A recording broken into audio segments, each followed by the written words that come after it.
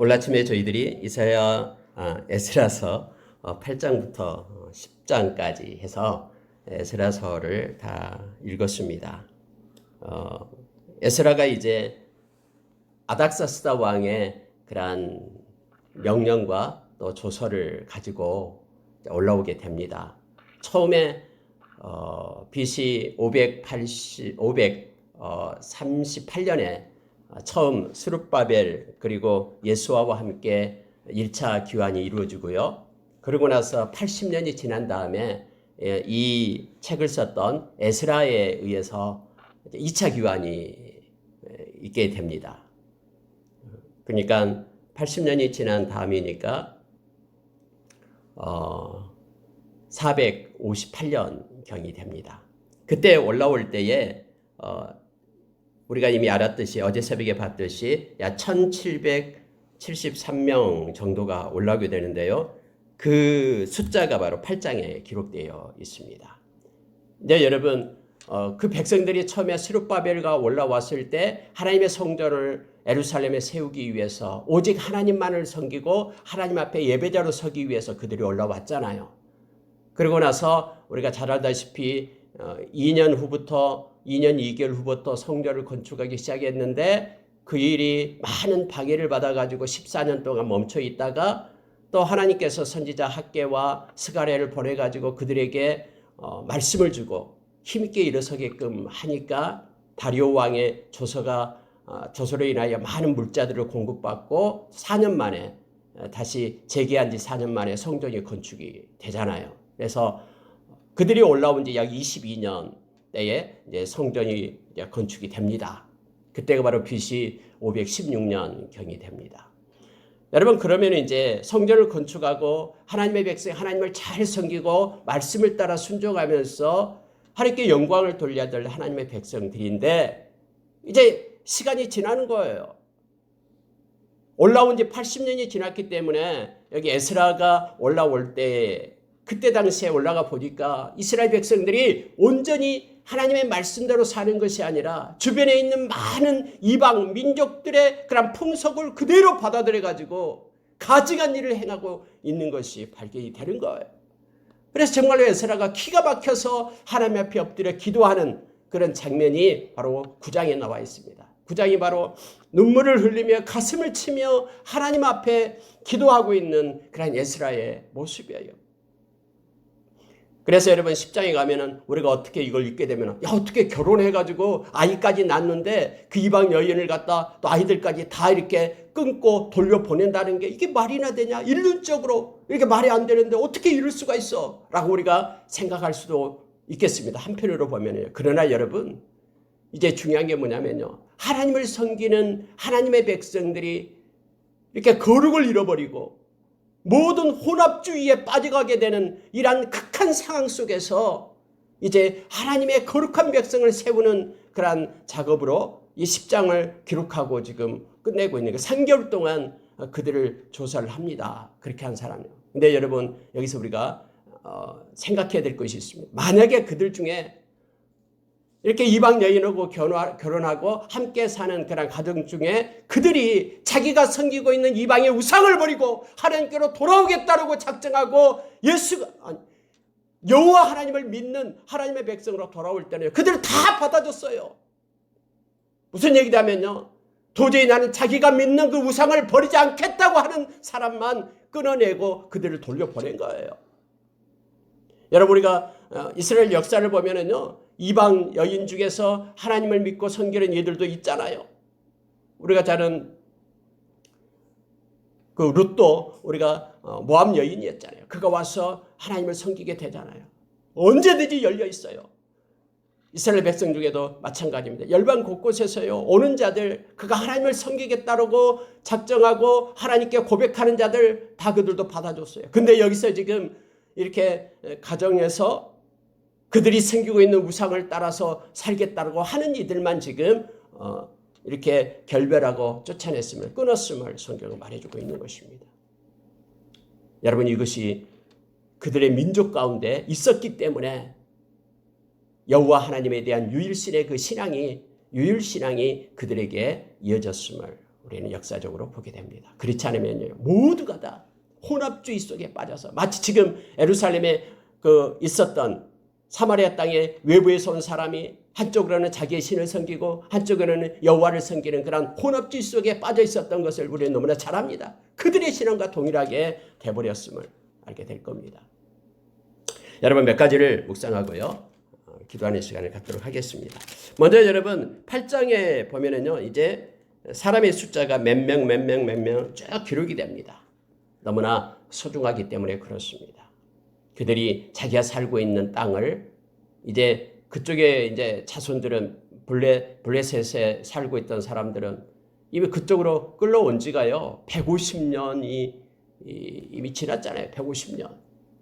그러니까 이미 그런 바벨론의 그런 삶의 터전이 이미 정착이 되었고요. 뭐 시간이 연대가 150년이나 지났는데 하나님을 믿겠다라고 그 삶의 터전을 버리고 다시 예루살렘으로 올라온다는 게 쉬운 일이 아니죠. 네, 하나님께서는 아닥사스다 왕의 마음을 다시 만졌어요. 놀랍죠, 하나님께서는요.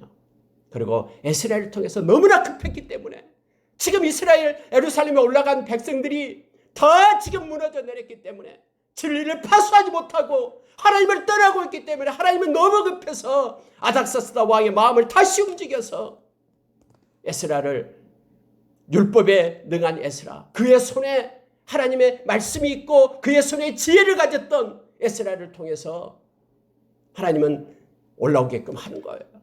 그렇게 하나님의 백성을 세우기 위해서 에스라를, 그리고 에스라와 함께한 이들을 모아서 그렇게 올라가고 있음을 보게 됩니다. 여러분 15절 보시기 바랍니다. 이렇게 해서 1773명이 올라가게 되는데요. 이것은 이제 각 세대주만 얘기한 거예요. 그러니까 가족들까지 합하면 학자들은 이제 9,000명 정도, 10,000명에 가까운 정도가 올라왔을 것이다라고 생각을 합니다. 자, 15절을 보니까요. 내가 무리를 아하와로 흐르는 강가에 모으고 거기서 3일 동안 장막에 머물며 백성과 제사장을 살핀즉 그 중에 레위 자손이 한 사람도 없는지라. 같이 가는 무리들을 3일 동안 그 강가에 모아놓고 쭉 살펴보니까 누가 없냐면 레위 사람이 없다라는 거예요. 레위 사람들이. 올라가면은 레위 사람들이 필요하잖아요. 제사장들은 있어요. 백성들도 있어요. 그런데 왜 레위 사람이 필요합니까? 그곳에서 제사장들을 도와서 하나님의 성전에서 하는 일을 돕고 하나님께 예배자로 세우기 위함인데 레위 사람이 없는 거예요. 그래서 이대로 가면 안 되겠다 해서 레위 사람을 데리러 갑니다. 그 내용이 바로 17절 이하에 나오죠. 가시바 지방으로 사람들을 이제 보냅니다. 그곳에 가시바 지방에 사는 느디님 사람들에게 이렇게 알려주고 하나님의 성전을 위하여 섬길 자를 데리고 오라고 그렇게 함께합니다. 그래서 그곳에서 성경은 이렇게 표현합니다. 우리 하나님의 선한 손에 도우심을 입고 그들이 이스라엘의 손자 레위의 아들 말리의 자손 중에서 한 명철한 사람을 데려오고 또 세레바와 그의 아들들과 형제 18명과 그 다음에 19절에서는 20명과 그 밑에 성전 일꾼들 220명, 이들은 모두 지병받는 이들이었더라. 이렇게 기록을 하고 있어요. 여러분, 하나님의 그러한 성전에서 일할 수 있는, 봉사할 수 있는 사람들, 레위 사람들을 이렇게 찾는 거예요. 그래서 그들을 찾아서 그들의 마음을 얻어서 먹지로 강제로 데려온 건 아닙니다. 우리가 올라가서 하나님을 잘 섬기자, 하나님께 예배자로 우리가 서자 하면서 그들과 함께 하면서 이제 찾아서 올라가는 내용이 나옵니다. 근데 올라가기 전에 여러분 금식하면서 그들이 기도를 합니다. 너무너무 아름다운 모습이에요. 그들이 하나님 앞에 엎드려서 기도하고 있는 거예요. 왜냐하면요, 거기에서 약 1,000마일이 걸리잖아요. 예루살렘까지. 또 어린아이까지 다 있잖아요. 도중에는 막 도적떼들, 또 짐승떼들, 온갖 그런 위험적인 요소가 있잖아요. 그래서 그들이 하나님 앞에 엎드려 하나님의 도우심을 구하는 거예요. 하나님, 우리를 보호하사, 그곳까지 올라가는데 4달 걸쳐서 올라가잖아요. 예루살렘까지 올라가는데 하나님 보호해 주십시오 하면서 금식하면서 하나님 앞에 간구하는 모습이 21절 이하에 나옵니다. 하나님 앞에 엎드려 기도하는 모습. 마치 여러분 사도행전 20장에서 바울 사도가 밀레도에서 에베소 장로들을 이제 함께 모아서 같이 바닷가에서 무릎 꿇고 엎드려 막 눈물로 기도하며 했던 그런 모습이 연상이 됩니다. 이제 우리가 예루살렘 올라가서 어떤 일이 있을지 모르는데 이렇게 하나님 앞에 엎드려 기도함으로써 그 일이 시작하는 내용들을 이 말씀 속에서 보게 됩니다. 여러분 21절에 보면은요. 그때 내가 아하와 강가에서 금식을 선포하고 우리 하나님 앞에서 스스로 겸비하여 우리와 우리 어린아이와 모든 소유를 위하여 평탄한 길을 그에게 간구하였으니 라고 되어 있죠. 여러분 어제 새벽에도 말씀 나눴습니다만 에스라가 올라갈 때에요. 엄청나게 많은 금과 은을 가지고 가요. 주변에서 많은 사람들이 도움을 줬거든요. 다음에 기록이 됩니다만은 막 금이 100달란트다 그러면 엄청난 거예요. 양으로요. 그 보물들을 가지고 갈 때요. 그러니까 여러분 이런 것도 가져가고 어린아이들도 함께하고 모든 소유가 평탄한 길을 끝까지 가는 데에 하나님께서 보여달라고 금식하면서 그들이 강가에서 기도하고 있는 모습을 보게 됩니다.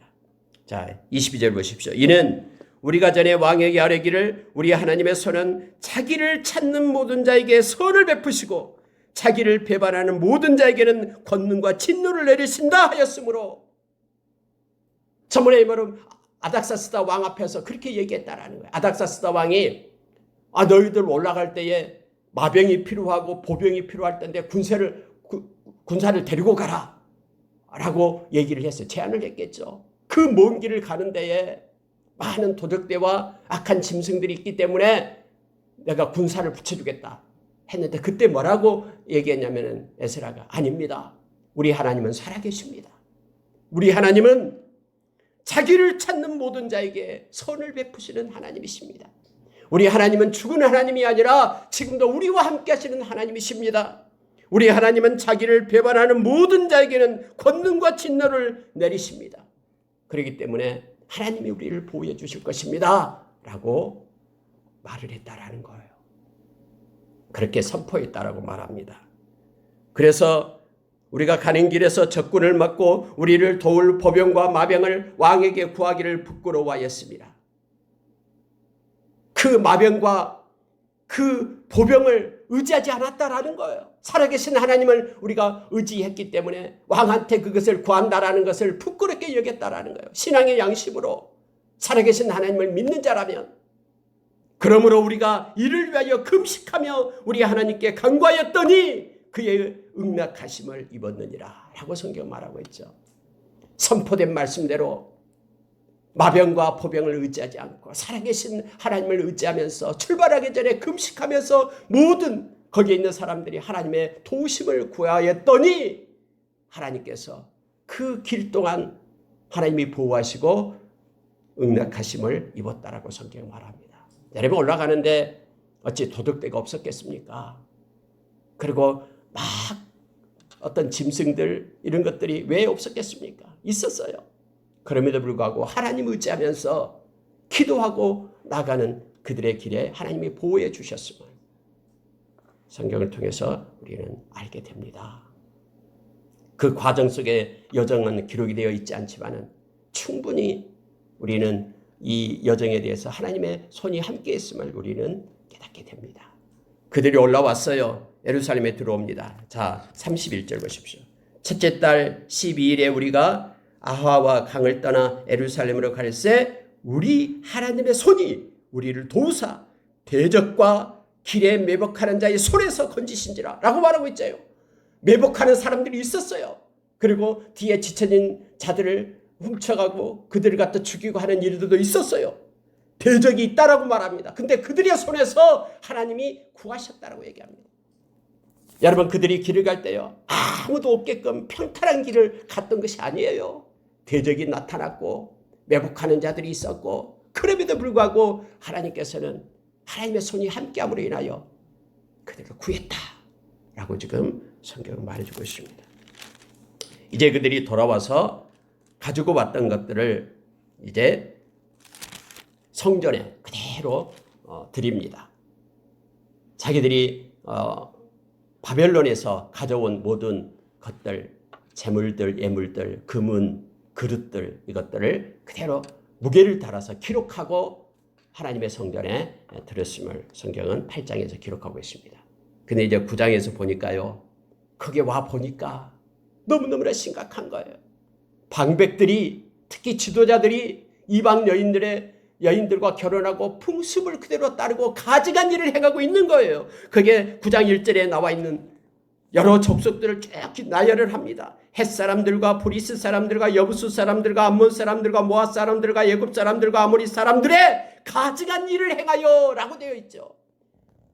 그들의 모든 풍습을 받아들여서 혼합주의 속에 지금 빠져가고 있는 거예요. 진리를 붙잡고 사는 것이 아니라 진리가 그런 세상의 다른 것과 희석되어서 빠져있는 상태를 말하고 있습니다.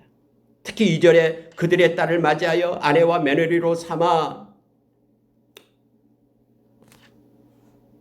거룩한 자손이 그 지방 사람들과 서로 섞이게 하는데 방백들과 고관들이 이 죄에 더욱 으뜸이 되었다 하는지라. 내가 이 일을 듣고 속옷과 겉옷을 찢고 머리털과 수염을 뜯으며 기가 막혀 앉으니 라고 성경은 말하고 있어요. 그들이 다 섞여가지고요. 그들이 다 이렇게 우상을 버리고 하나님만을 섬긴다 이런 뜻이 아니에요. 그들이 가지고 온 모든 우상 가운데 지금 가증한 일을 행하고 있었다라고 지금 말하고 있는 거예요. 한쪽으로는 성전에 가서 예배를 드리고 다른 쪽으로는 다른 우상들을 섬기고 있는 지금 상태를 말하고 있습니다. 그래서 에스라가 기가 막혀서 성경에 보니까는 속옷과 겉옷을 찢었다라고 얘기하죠. 이 겉옷만 찢는 게 아니에요. 속옷 안에까지 다 찢어버렸다라는 거예요. 하나님 앞에 머리털을 쥐어뜯고 수염을 뜯으면서 기가 막혀서 앉아 있었다라고 말합니다. 울면서요. 여러분 언제나 이렇게 갱신을 하고 새롭게 누군가가 시작하면은요. 하나님께서는 똑같은 마음을 준 사람들을 붙입니다. 언제나 아무도 없는 땅 같지만은 그곳에 하나님의 말씀을 들고 일어서면은요. 하나님은 반드시 깨끗한 마음으로 주를 부르는 자들과 함께 하게끔 동역자들을 세웁니다.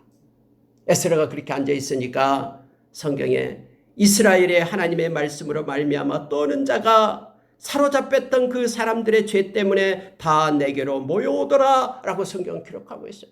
말씀 때문에 떠는 자, 말씀을 사랑하는 자, 말씀대로 이루어짐을 믿고 말씀을 붙잡는 자들이 에스라와 함께 했음을 성경은 말해주고 있습니다. 언제나 그렇습니다. 마지막 때도 마찬가지입니다. 진리의 사랑, 말씀을 사랑하는 자들이 흔들리지 않고 미혹받지 않고 하나님 앞에 서게 됨을 알게 합니다. 저녁 제사를 드릴 때에 내가 근심 중에 일어나서 속옷과 겉옷을 찢은 채 무릎을 꿇고 우리 하나님 여호와를 향하여 손을 들고 말하기를 나의 하나님이여 내가 부끄럽고 낯이 뜨거워서 감히 나의 하나님을 향하여 얼굴을 들지 못하오니 이는 우리 죄악이 많아 정수리에 넘치고 우리 허물이 커서 하늘에 미침이니이다. 기가 막힌 거예요. 이러한 죄 때문에 우리 민족이 망해서 바벨론에게 포로로 가서 노예가 되었는데 하나님께서 긍휼을 베풀어서 자비를 베풀어서 그중에 남는 자 몇 명을 다시 일으켜서 이곳에 와서 하나님께서 성전을 세우게 하고 하나님을 섬기게 했는데 그 무리마저도 이제 다시 또 죄악 가운데 있으니까 정말로 하나님 앞에 부끄럽고 낯이 뜨거워서 앉아있을 수 없다라고 지금 말하고 있는 것입니다. 하나님께서 우리의 눈을 밝히사 우리가 종노릇하는 중에서 조금 소생하게 그렇게 은혜를 베푸셨는데 그마저도 우리가 비록 노예가 되었사오나 우리 하나님은 우리를 그 종살이하는 중에 버려두지 아니하시고 바사 왕들 앞에서 우리를 불쌍히 여김을 잊고 소생하여 우리 하나님의 성전을 세우게 하시며 그 무너진 것을 수리하게 하시며 유다와 예루살렘에서 우리에게 울타리를 주셨는데 이제 우리 스스로 울타리를 헐어내고 다시 죄악 가운데로 빠지게 되었사오니 부끄럽고 부끄럽습니다 하나님 하면서 하나님 앞에 엎드려 있는 그런 에스라의 모습을 보게 됩니다. 하나님께서 처음에 우리에게 땅을 주실 때 이 땅은 더러운 땅이니 이는 이방 백성들이 더럽고 가증한 일을 행하여 이 끝에서 저 끝까지 그 더러움으로 채웠기에 채웠기 때문에 그 땅의 주민들을 다 몰아내고 그 땅을 가나안 땅을 너희에게 주었다 라고 하나님이 말씀하셨죠. 그런즉 이제는 너희 여자들을 그의 아들들에게 주지 말고 그들의 딸들을 너희 아들들을 위하여 데려오지 말며 그들을 위하여 평화와 행복을 영원히 구하지 말라. 그리하면 너희가 왕성하여 그 땅의 아름다운 것을 먹으며 그 땅의 자손에게 물려주어 영원한 유산으로 물려주게 되리라 하셨나이다. 옛날 모세의 그 말씀을, 율법을 지금 하나님 앞에 말하고 있는 거예요. 우리가 잘 알고 있는 신명기서 7장에 나와 있는 말씀입니다. 여러분, 여기서 결혼한다는 것은요, 그냥 결혼해가지고 하나님을 잘 섬기는 그런 의미가 아니에요. 이것은 그들이 가지고 온 우상과 그들이 섬기고 있는 그런 모든 문화, 악한 문화를 그들이 다 가지고 함께 한다라는 뜻이에요. 우리가 어찌 다시 주의 계명을 거역하고 이 가증한 백성들과 통언하오리이까. 그러면 주께서 어찌 우리를 멸하시고 남아 피할 자가 없도록 진노하시지 아니하시리이까 하면서 하나님, 우리가 여기서 깨어나지 않는다면 이제는 조금 남겨둔 이 사람들마저도 이제는 소멸되고 진멸될 것이 뻔합니다 하면서 하나님 앞에 엎드려 기도하고 있는 에스라의 모습을 보게 됩니다. 10장으로 내려갑니다. 에스라가 하나님의 성전 앞에 엎드려 울며 기도하여 죄를 잡아갈 때에 많은 백성이 크게 통곡하며 이스라엘 중에서 백성의 남녀와 어린아이의 큰 무리가 그 앞에 모인지라. 그때 엘람 자손 중에서 스가냐가 나옵니다. 에스라에게 이렇게 말합니다. 우리가 우리 하나님께 범죄하여 이 땅 이방 여자를 맞이하여 아내로 삼았으나 이스라엘에게 아직도 소망이 있습니다. 곧 내 주의 교훈을 따르며 우리 하나님의 명령에 떨며 준행하는 자의 가르침을 받아 이 모든 아내와 그들의 소생을 다 내보내기로 우리 하나님과 언약을 세우고 율법대로 행할 것입니다 하면서 그들이 에스라의 그 회개 기도를 듣고 많은 사람들이 모여와서 말씀으로 돌아가겠습니다. 우리가 잘못했습니다라고 말하고 있음을 보게 됩니다.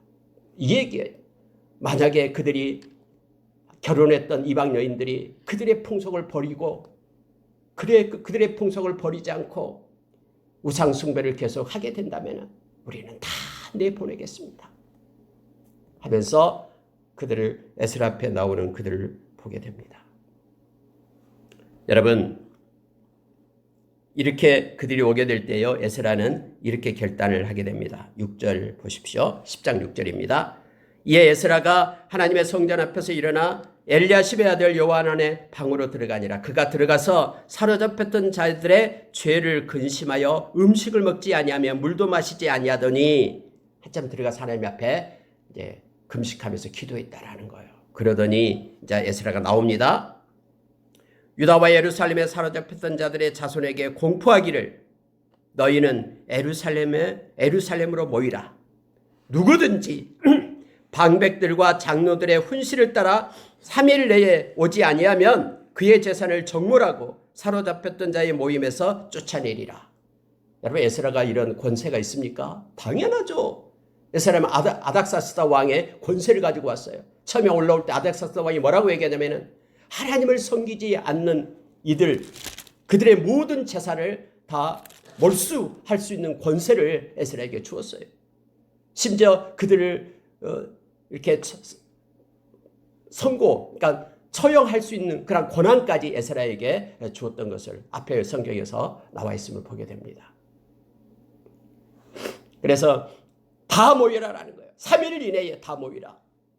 다 모이게끔 그렇게 합니다. 만약에 이곳에 오지 않는다 그러면은 그들의 모든 재산을 갖다 다 몰수하겠다. 정몰하겠다.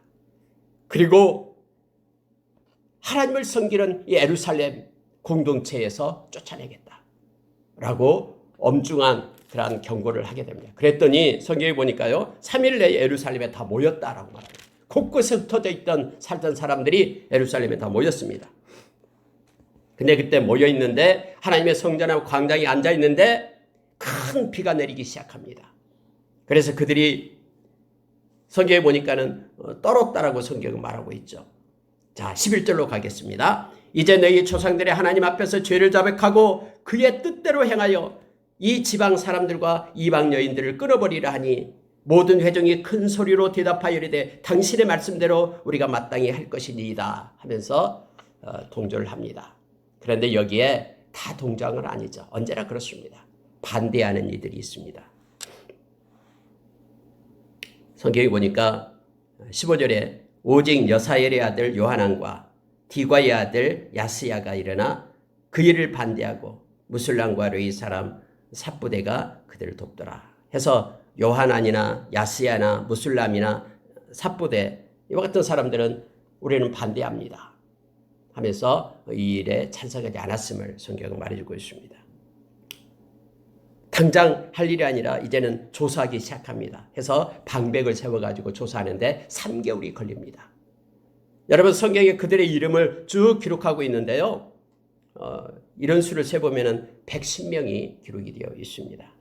3개월 동안 소요되었습니다. 왜냐하면 그냥 무조건 다 쫓아내는 게 아니에요. 그들에게 기회를 주는 거예요. 그들이 섬기고 있는 그런 우상을 버리고 그들의 신을 버리고 여호와 신을 섬기게끔 돌아올 수 있는 기회를 준 거예요. 이게 3개월이 걸립니다. 그런데 만약에 이것을 반대하는 그러한 여인들 또 반대하는 사람들 계속해서 우상을 섬기겠다 하는 그들은 이제 자녀들과 함께 떠나게끔 쫓아내게끔 그렇게 했음을 성경은 말해주고 있습니다. 19절에 보시면요. 그들이 다 손을 잡아 맹세하여 그들의 아내를 내보내기로 하고 또 그 죄로 말미암아 순양 한 마리를 속건제로 드렸으며 라고 성경 말하고 있죠. 이방 여인과 결혼한 사람들이 속건제를 드렸다라고 얘기합니다. 속건제라는 것은 우리가 5개 제사 중에 하나였죠. 말씀에 위반했다 할 때 속건제를 드립니다.